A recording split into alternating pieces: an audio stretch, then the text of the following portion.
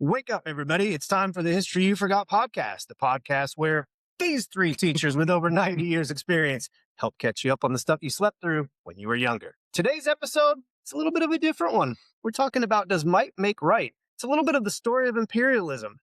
Hang on, here it comes.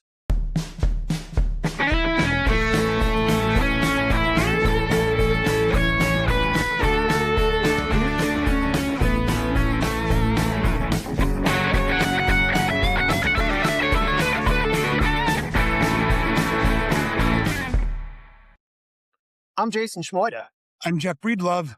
And I'm Jason Jones. Welcome to this edition Welcome. of the History Happy You Forgot New Year. podcast. Yeah, Happy New Happy Year. New Year. Mr. Schmoid is clearly on a 3-day weekend high. With that opening. It's exciting. It's exciting. We do have an episode that's coming out that we filmed last year, but this is our first episode this year. Yeah, it's our first So chance that's to get exciting. I think say that now it's been a year when we first kicked this around. It was like right after the holiday last year that we started to go, hey, maybe this is something. I thought it would be fun maybe to throw out, that 2016 thing that's going on right now on Instagram. I thought maybe we should look for some pictures. So I went back and found some pictures of myself in 2016. Yeah, Okay. I don't, other than being a little bit more gray, I don't look any different. I don't think that'd be worthwhile.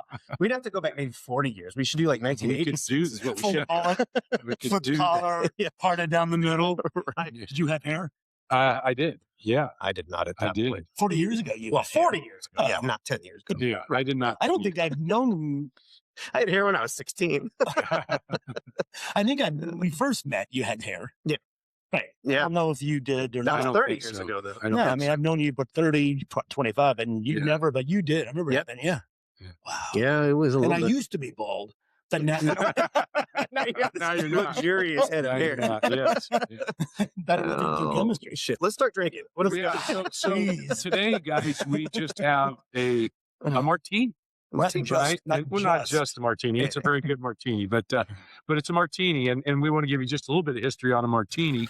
And I'm going to have to put my glasses on to read Oh, that's the fair. ingredients. We are old.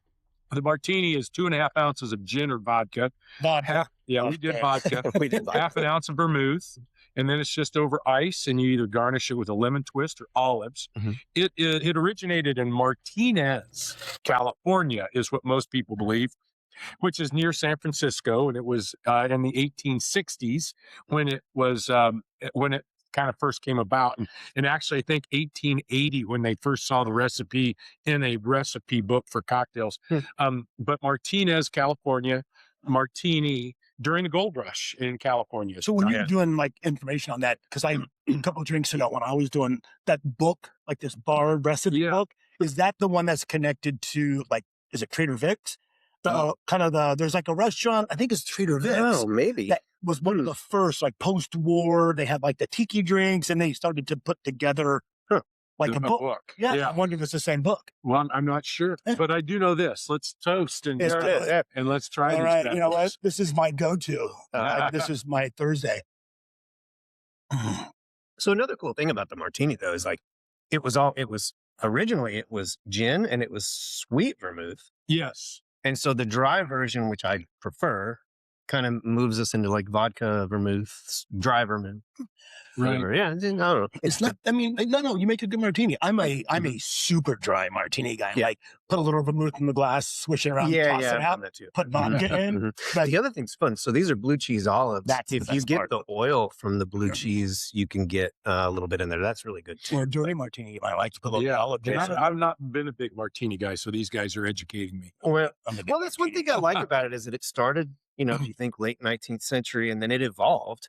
And kind of the topic we're talking about is something that has evolved over time too. So I thought it's a little bit appropriate. We don't have something that's perfectly historically located.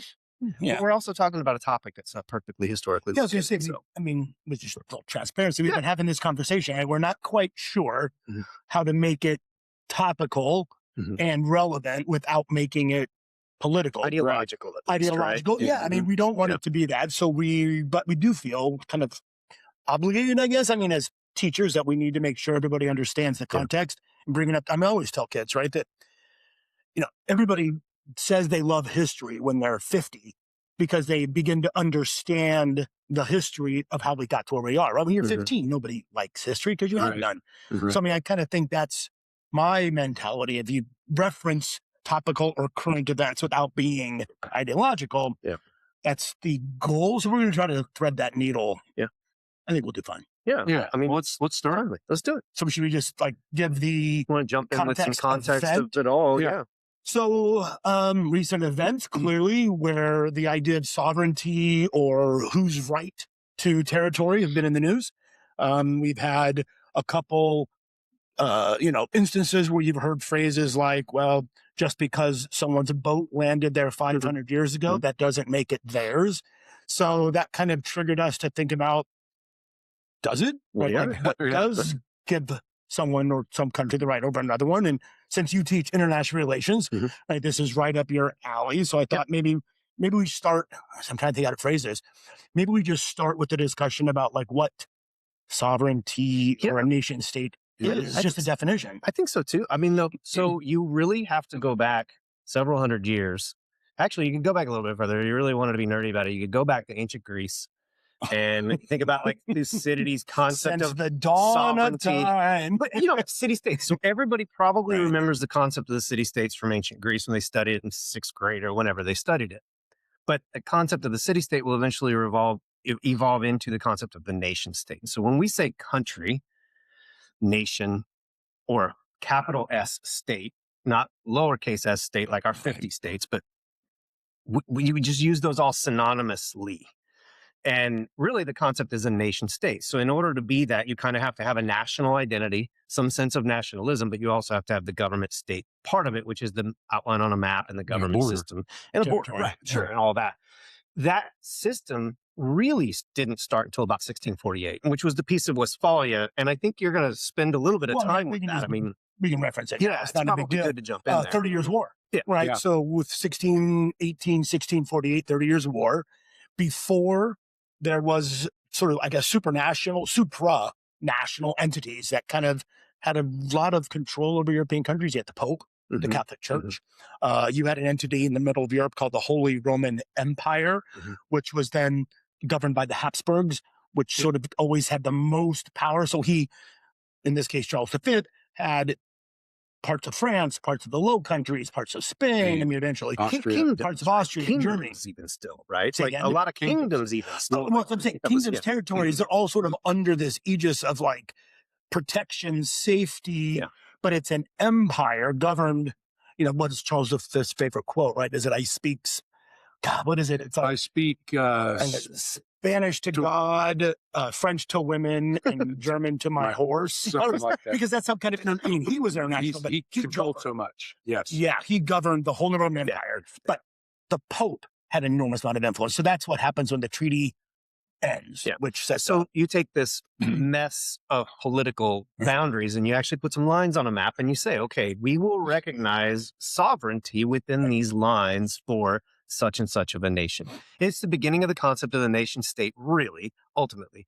It takes years for that to become global, but eventually that will evolve and become global. But it's an interesting construct, right? If you think about, I always try to frame it this way. If you think about a red octagon, what do you immediately think? You think stop, right? Right. Stop is universal and everybody knows that a red octagon means stop. Well, the concept of a nation is completely between our ears. You know what I mean? And so I think that's helpful as we go forward with this. Believe me. I'm going to have to an octagon between my ears. But just the idea that, honestly, this is kind of ridiculous to say, and I understand it, but if you think about it, if we all woke up tomorrow morning and the whole world forgot that the red octagon had stopped, we'd have chaos. Yeah. The only reason the red octagon allows us to stop and not run into each other is because we all have recognized it. If we woke up tomorrow morning and thought the United States was no longer a thing, it wouldn't be, because it's literally a concept in our head. That makes more sense. Yes. Right. And that's, I think, if you have to understand that's the beginning of it, then you have to get into this theory. If you have lines on a map and you have a government within those lines, right, then how does country A, who has sovereignty, make country B, who has sovereignty, do what they want them to do? Mr. Smoida, what's sovereignty? Mr. Smoida. That's very good. That's a very good question. Yes, that's a question. Ask it, sir. right. Hold on, you down to something?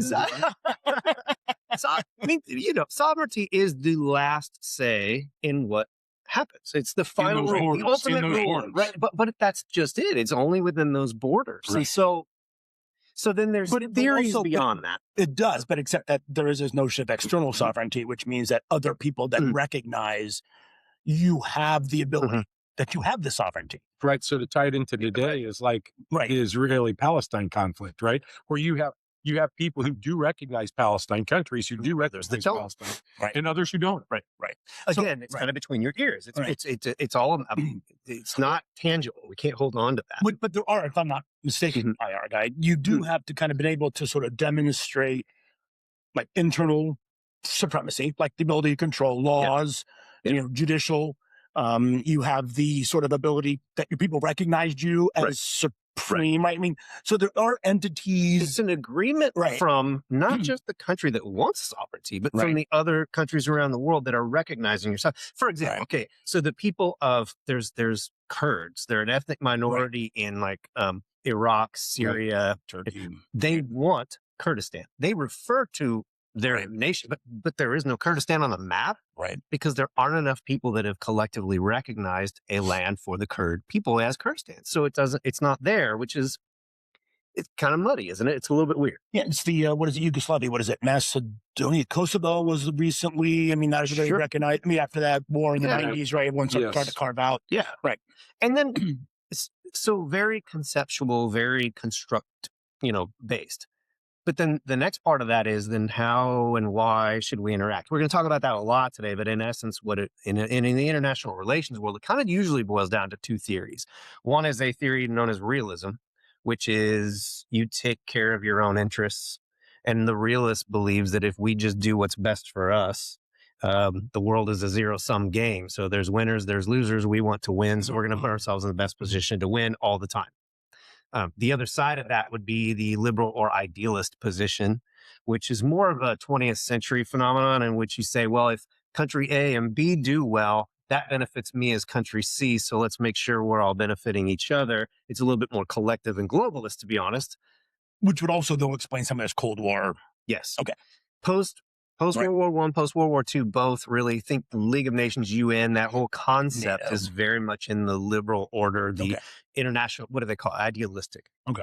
So go ahead. Well, I was just going to say, so really what you're telling us right now is that we call it, most of the United States, we tend to call it countries.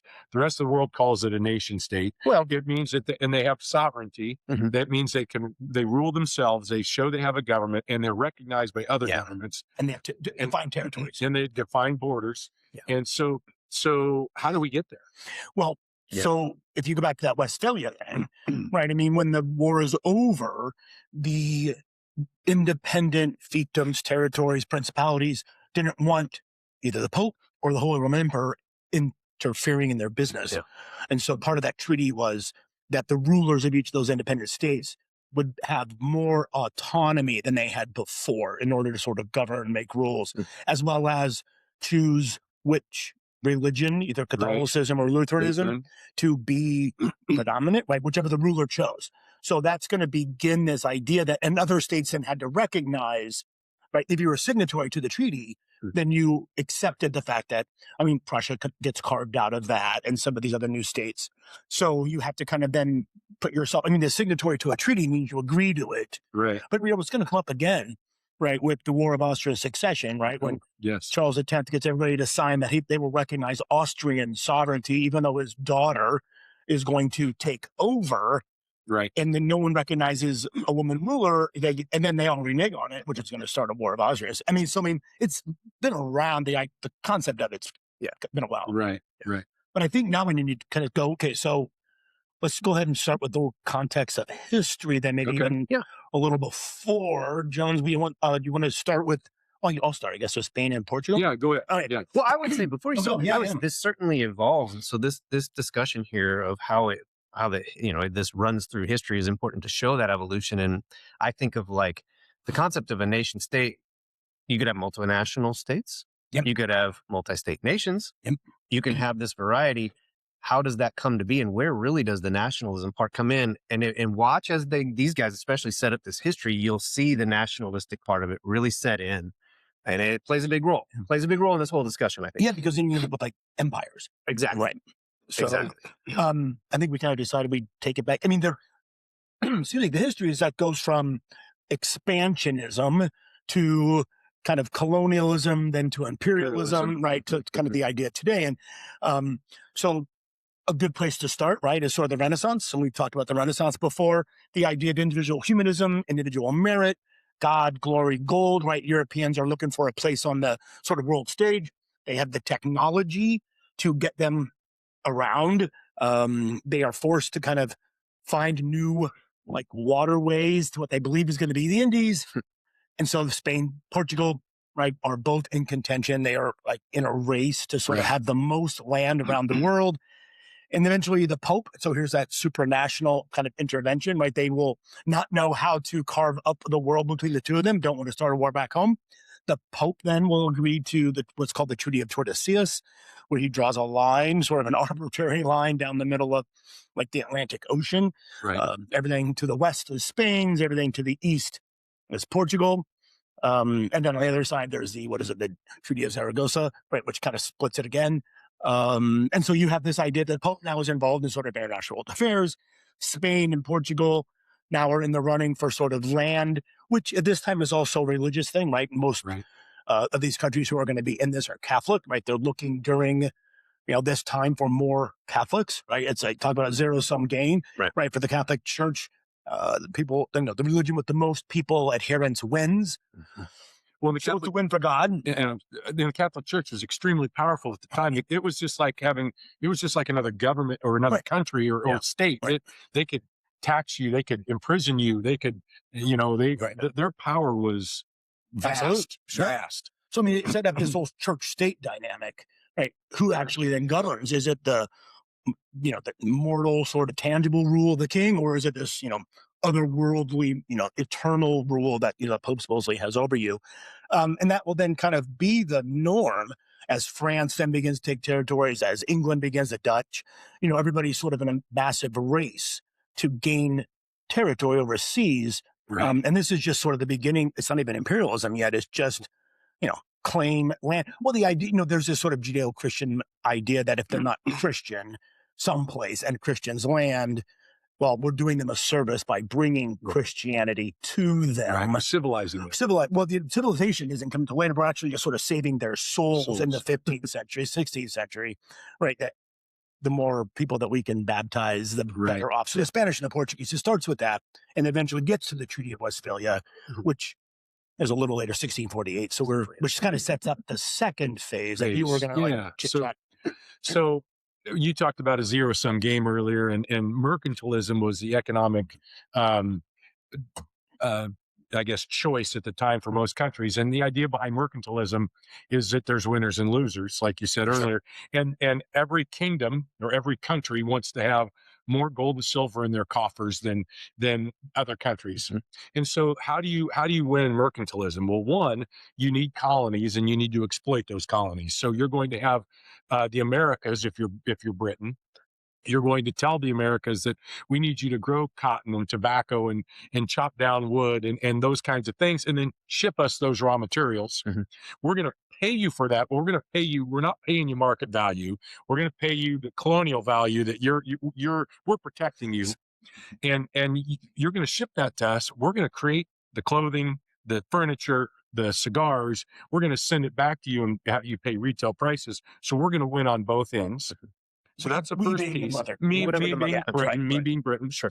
And then the other part of this is having a positive trade outcome with your rivals. So you want to sell France more than you're buying from France and want to win in that. So mercantilism is a driver for a lot of this colonialism originally that's going to turn into imperialism. When you see the Industrial Revolution starts in the mid-1700s, and you've got an island country of England that is leading this, who won't let their inventions be sold overseas, won't let their inventors go overseas because they want to stay ahead. And they're going to they're an island country, so they need resources, they need markets, they need all these things. So remember, the British Empire at one point was they controlled about 25% of all of the Earth's territory. So they had their hands on lots of different places, the Americas and whatnot, but also eventually Africa. And so Africa was still, and I always tell students that, you talk about imperialism or colonialism, and there was a term called the white man's burden. They believed that they needed to go and civilize a lot of the world, and none of us are saying that was the correct vision. It was the ethnocentrism of that time. But at that time, you had Europeans show up in tailored out clothing and hats and guns and armor and horses that other people didn't have on ships that now by the Industrial Revolution are steamships. They're not even sailboats anymore, right? And they show up to these places where people are still wearing loincloths and throwing spears, and they assume they're superior. Yeah. And I think that's important to say that's not what we're saying is correct, but that's what they assume. Right. It was the sense of the time. Right. But they're going to so then now you've got the Berlin Conference, you've got Germany, which Jeff mentioned the Holy Roman Empire. That was basically what we would call Germany today. Now there was more to it, parts of Austria and whatnot, Poland, but Otto von Bismarck has now unified Germany in 1870. Italy is now unified completely in 1870. And Otto von Bismarck and Germany has become an industrial power. They're catching Britain. Britain's feeling that. The United States is catching Britain by that time. And so Otto von Bismarck says, hey, guys, let's all sit down. When I say all, European powers, not any African powers, not the Americas. And let's decide how we're going to carve up Africa so we all get a peace and not have war. And so, that idea of maintaining peace really just for about another 30 years, right? Until World War I, so that they can have the natural resources, the rubber, the coal, the diamonds, the markets, the workers, is all a part of that. Yeah, and I think that's really good. Right, That's awesome. Summation of that. I mean, I really think it is. I think that in connection to this conversation, what you really need to think about too, though, is when Great Britain expanded, or France expanded, or Spain expanded. What was it that was giving them rights over these territories? Right. What is it that when the Spanish conquistadors first landed? Right. There was this sort of, there's people here, there's land and there's territory here, and Spain immediately claims it, right? For Spain, and then that's where you kind of get that notion of, well, flag. Because Spain claims it, does it mean that everybody else has to agree? What if, somebody lands 10 minutes later and claims it for France, then is it French? Right. I mean, so I think that's kind of, and then it just gets worse during colonialization, right? Where the whole world now is carved up by these European powers. But there is that sense, I think this is where we're going, that might, I mean, at the time, right, the whole guns, germs, and steel sort of premise, but Europe has far superior military technology than most of these places they're going to. And so at the end of the gun, this is what they end up sort of establishing their right to territory. I mean, it's really violent. Well, and remember Asia and the Middle East were doing unbelievable things, right? Mathematically, they're doing things that nobody else was doing. They're starting the first pharmacies doing, but they are also isolationists. Yeah, they are not wanting Western influence, and so Asia is also doing some great things. They're just doing it within their own boundaries, and that would be to their detriment, right? I mean, it is the full-on game of competition for resources, and resources mean wealth. Back to your mercantilism point, and whoever has the most wealth is most independent. Whoever's most independent has power. Right. Yeah, and the isolationism is going to come kind of late. I mean, the Middle East, some of the greatest empires ever have been the Muslim empires, right? Sure. Who established huge, far-flung empires, but they always sort of, I think the difference really is what I keep telling the kids is during the Renaissance, right? Europeans shift away from an us communal sense of power to an I, whereas in most of the places of the world, right, the individual is sacrificed for the good of the state. Yeah. And so those states typically, China, for example, will choose stability over progress, right? We've done it this way for 5,000 years until the 1830s. China has the world's largest global economy, so they're really kind of right in the fact that nobody does it as well as we do. And they continue that, right, by looking back to get strong, right? They don't look to the forward as much as Europeans because Europeans are coming to it late. Yeah. So getting that territory for the Europeans, there's no land in Europe ever. Right. They have to claim it someplace else. That's huge. Well, and like you said, it's a technology from the Industrial Revolution that's going to allow them. And the first machine gun is called the Maxim machine gun that helps them imperialize Europe. I'm sorry, Africa.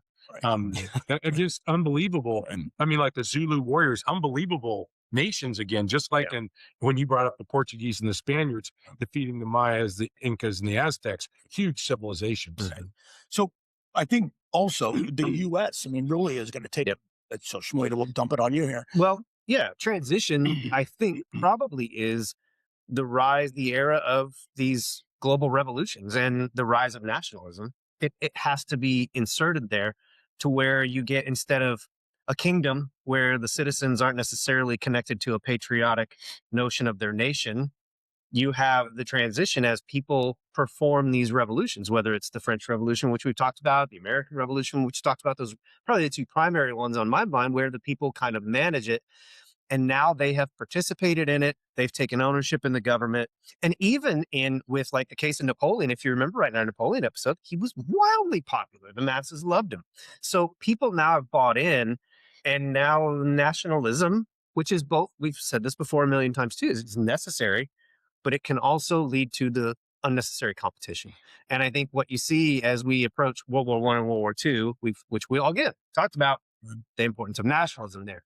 What that does to the nation state is it really emphasizes that nation part of nation state. And it really emphasizes an innate need for competition, I think, right? Like, we're not just competing for resources at that point. We're competing to be the best people in Europe or the best whatever.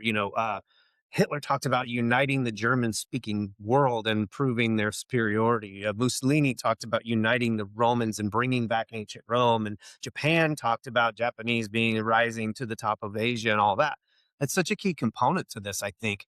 When you look at American imperialism and how we fit into it, step back and it's part of it too, right? It really is. Now, I mean, we were not outward at the onset. You think manifest destiny, we were moving west, we were moving frontier. Frontier moved from Ohio to the Mississippi Valley to California, and we filled in between. But in the middle of that, we got into it with natives consistently, constantly, and we said the same thing, right? Well, we're more civilized. We know better. If you follow our lead, you'll have a better life. So you should just do what we want you to do, assimilate. When we ran into Mexico, same thing, right? Well, you're not doing much with the land. We can do better. We can do more. We can take the resources and make a better life out of it. You should just join us. In fact, to the point where at the end of the Mexican-American War, we allowed any Mexicans living in the territory we took, which amounted to about half of Mexico, to be U.S. citizens. We gave them citizenship, said you'll have a better life here. It was a weird way of saying we think you'll be better here after taking the country from them, right? But we weren't done when we got sea to sea.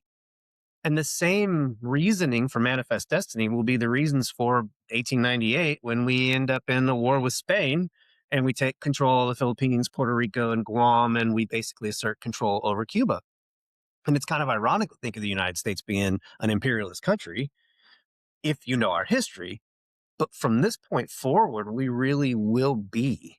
And again, whether that is something that you could look at and say, gosh, that's questionable, maybe the circumstances behind the Mexican-American War where we did seem to kind of bully them, or whether it be the creation of NATO and the resistance to the growth of the communists after World War II. One seems a little bit more justifiable than the other, but they really are, in essence, bringing up that same question. Can country A force country B to do what they want them to do, and how do they do it? And I think that really is what this all boils down to. Well, and is it okay to remove a leader? Is it okay to, how big of influence should we have? Yeah, I mean, just all this stuff keep popping in my brain. I mean, it goes back to, the Monroe Doctrine, right? Where the U.S. says, not in my backyard. And it's Great Britain's Navy that's going to, help us do that. But I think that there is this sort of idea that it's only through exertion of power do you sort of get this world stance, right? Nobody respects that country that doesn't try or do anything, right? So this idea of expansionism has always been kind of, I think, a little bit to individual nation states, at least view of themselves.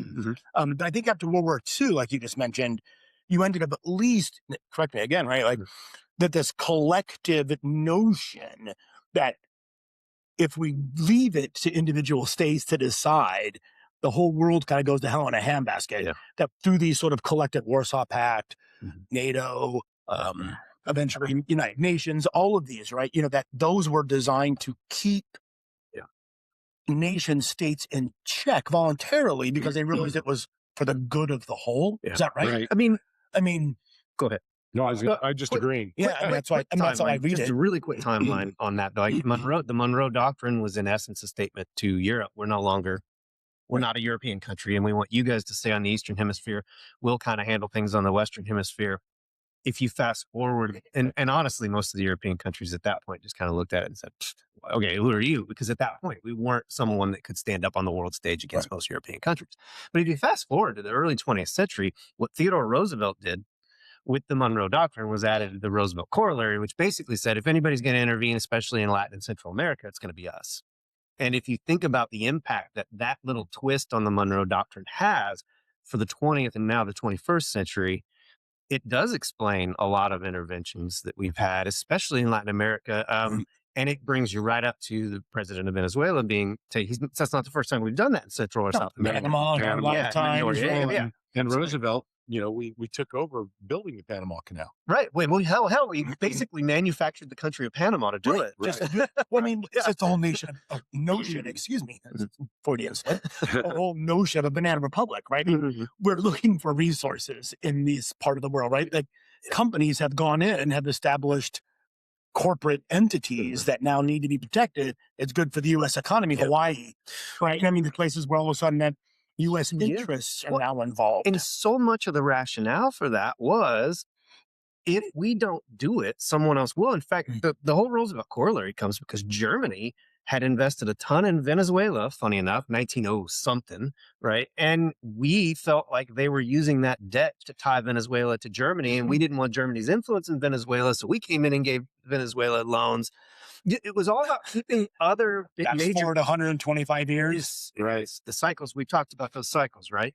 Well, Venezuela, the reason it's so incredibly in the news, besides what's been happening, but it's oil, it's gold reserves. I mean, the resources there are staggeringly abundant. Well, and we keep talking about World War II, and if you and post World War II, and if you think about the history of decolonization, right? We have most of Central and South America that becomes independent countries in the early 1800s, before World War II or World War I, even. Haiti, we brought up France. Haiti becomes independent, probably the first country, I think, to become independent in the Americas after us, from France, because Napoleon kind of forgot about them, right? And then goes try to take them back, and now it's not worth it because I'm fighting so many wars in Europe. And then you have Africa, after imperialism of Africa, and those countries fight in both world wars thinking they will get independence, and that doesn't happen until after World War II. Which brings up Wilson's 14 points, right? Self-determination. So, so that all starts happening for them in the 50s, 40s and 50s. And don't think I just want to make sure our audience, if decolonization was a thing for real, it kind of just reset the whole shuffle. Well, who can get right? It just reset the and of table. course you had a whole bunch of internal issues in those countries as they tried to figure out how, after 50 or 100 years of somebody else telling us what to do, how do we do it? But I'll tell you how. But I think that goes to the idea that, hey, after that we said, okay, everybody's got their borders, everybody's sovereign. We're going to leave each other alone. We're going to create NATO. We're going to communicate and not shoot at each other. Right. And so that's why when Russia invades Ukraine, it's such a big deal. It's a different atmosphere than it was in the 1870s. Yeah, I think though that the idea, I mean, you're right. I think the idea though that, after decolonization or NATO, or that we leave them alone, everyone gets, there's I mean, clearly, Doesn't happen. It was a doesn't concept. happen. It was not It's reality. But I mean, the idea being that Concept, not now reality. all these countries are in play, right? And it's, we've got India and most of Africa and Middle East now, being Egypt, right, with the Suez Canal, right? And Russia on one, Soviet Union, on one side, U.S. on the other. I mean, like, But if you think about the United States, pick we the tend to richest friend. throw up our hands and go, "Well, what are you guys doing invading that other country?" Right. We tend. Which one? What was your example? I'm sorry. Well, just in general, I think that's yeah. what we do. When Russia does that, of course, we used to try to stop communism. Yeah. And they're not communists technically anymore. We're trying to keep Putin from having. Not even technically. Yeah. Right. There's not even a technically thing. We're trying to have Putin not have too much influence. Right. But I think it's interesting that we tend to go, "Whoa, what are you doing?" And so do a lot of other countries. Which I think, go ahead. Sorry. Well, and that, but we've had our times where we've done the same. Right. Which I think kind of goes back then, right, to start this conversation, right? And then what is it that gives one nation the right or the ability, or when does territoriality or sovereignty stop? Or when, is it really that might makes right? Like, is it our right, Jeff? Is it our right to say your leader isn't okay? Right. And we're going to take him out of there. Well, And other countries do it too. we could look. No. Right. Is it right for any country? Yeah, we could look through sort of an evolution of that in American history, at least. There's the Roosevelt corollary. Roosevelt talked about big state diplomacy, right? We're gonna kind of manage things, and if countries in Latin America prove they can't manage it, then we're gonna try to help them manage it for them. That's one thing. Wilson said, "No, I oppose that. That's too interventionist. We're going to base this on a moral diplomacy." And he said, if it's democratic, we support it. But if democracies are threatened, we can intervene. So then there's that. Then you fast forward past World War II, the Truman Doctrine. Well, we're going to intervene to prevent communism from spreading, give aid to those who oppose communism. And then when that ends, then we intervene because we want to stop the growth of terrorism, countries that sponsor terrorism. We have found and properly reasoned ways to get involved. I don't think it's probably totally improper to say any intervention is wrong, just as it's probably improper to say any isolationism is wrong. It's a pretty broad brush. And as a country, not just us, but any country who does intervening, I think that country always justifies. Oh, well, we're doing the right thing. Yeah, right? We justify it, or they justify a justification if it doesn't exist. Yeah, Putin has a very clear reason why he's invading Ukraine. It's changed over time, and it doesn't make sense to the rest of the world necessarily. Right, but to him, the bottom line is Ukraine was a very important and economically prosperous part of the Soviet Union. He wants it back. Russia, right? Yeah, right. I mean. He does not recognize their sovereignty. Right. No. Right. Which is basically what it boils down to. Which China, Taiwan, and Taiwan. Israel, Palestine, like you were just saying. So I think then the question becomes bigger than there probably isn't a right answer, clearly. No. That's what's tricky. But I mean, the question then becomes as you sort of ponder this, right? I mean, then the idea of might makes right does sort of, even if it's a liberal communal sense of it, what gives those NATO, United Nations, the ability to keep their policies in place is the fear of running afoul of them, right? And then, if somebody runs afoul of a NATO country, then all the other NATO countries will come to their. I mean, that's again a might makes right concept. It doesn't really shift, does it? But you can think about that in terms of like hard power and soft power, right? Like so. Ways that countries intervene, ways that countries influence. Hard power would be by force, whether that is military force or economic force. Soft power would be by influence. And I always kind of use examples. Like if I give you guys a test tomorrow and it's worth 1,000 points and your grade depends on it, you're going to go home and study. But if I tell you on the other hand, that way I know you're going to do it. But if I tell you on the other hand, tomorrow we're going to take a test, it's not for points, but it's going to be fun. It's going to be great. You're going to learn. Right? If those students do it, I have definitely earned their confidence, right? I've earned their influence. Now, it's probably not going to happen.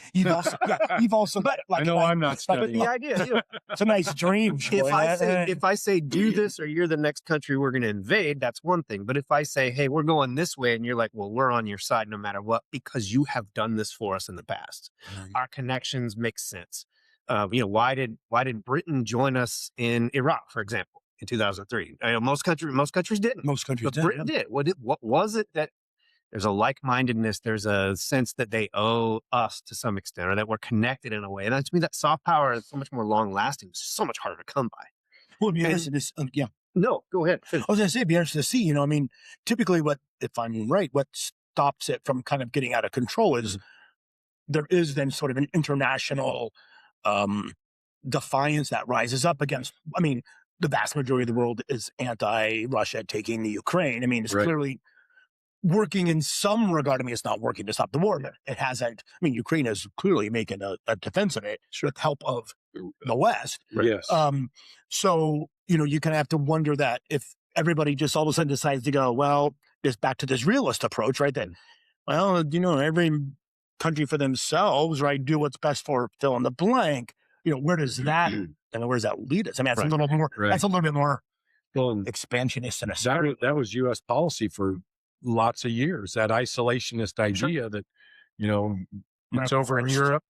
We're not going to worry about it. Yeah, America first. Yeah, it's really a post-World War II, you know, that liberal/idealist version of foreign policy really is kind of starts with maybe, I mean, it's Wilson. Wilson clearly is the father of that, although he just doesn't get his way.